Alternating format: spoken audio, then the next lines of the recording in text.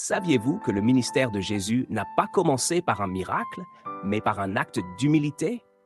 Aujourd'hui, nous lisons Matthieu 3, le moment où le ciel s'est ouvert et où Dieu lui-même a pris la parole. Restez avec moi pour cette lecture inspirante. En ce temps-là parut Jean-Baptiste, prêchant dans le désert de Judée. Il disait : « Repentez-vous, car le royaume des cieux est proche. » Jean est celui qui avait été annoncé par Ésaïe le prophète, lorsqu'il dit : « C'est ici la voix de celui qui crie dans le désert : Préparez le chemin du Seigneur, aplanissez ses sentiers. » Jean avait un vêtement de poil de chameau et une ceinture de cuir autour des reins. Il se nourrissait de sauterelles et de miel sauvage. Les habitants de Jérusalem, de toute la Judée et de tout le pays des environs du Jourdain se rendaient auprès de lui et, confessant leurs péchés, ils se faisaient baptiser par lui dans le fleuve du Jourdain. Mais, voyant venir à son baptême beaucoup de pharisiens et de sadducéens, il leur dit : « Race de vipères, qui vous a appris à fuir la colère à venir? Produisez donc du fruit digne de la repentance, et ne prétendez pas dire en vous-même : Nous avons Abraham pour père. Car je vous déclare que de ces pierres-ci, Dieu peut susciter des enfants à Abraham.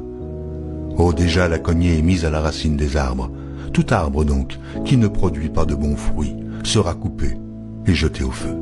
Moi je vous baptise d'eau, pour vous amener à la repentance. Mais celui qui vient après moi est plus puissant que moi, et je ne suis pas digne de porter ses souliers. Lui, il vous baptisera du Saint-Esprit et de feu. Il a son vent à la main, il nettoiera son aire, et il amassera son blé dans le grenier, mais il brûlera la paille dans un feu qui ne s'éteint point. Alors Jésus vint de la Galilée au Jourdain vers Jean pour être baptisé par lui. Mais Jean s'y opposait en disant : « C'est moi qui ai besoin d'être baptisé par toi, et toi, tu viens à moi. » Jésus lui répondit : « Laisse faire maintenant, car il est convenable que nous accomplissions ainsi tout ce qui est juste. » Et Jean ne lui résista plus.